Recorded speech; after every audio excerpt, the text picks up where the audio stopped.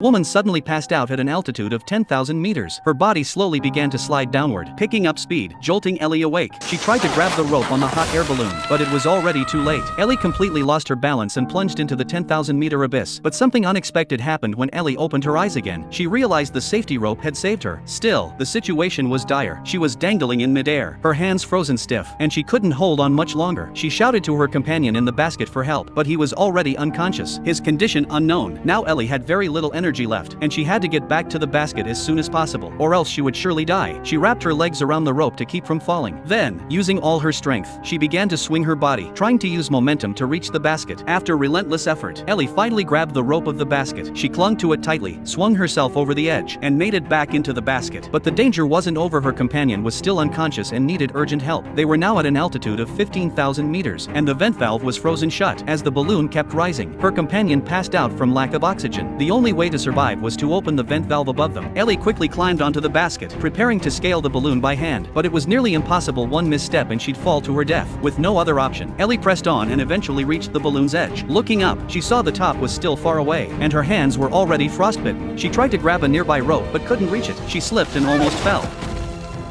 Now severely oxygen deprived, Ellie felt sleepy and weak, but the thought of her unconscious companion snapped her back to alertness. She gave everything she had to reach for the hanging rope.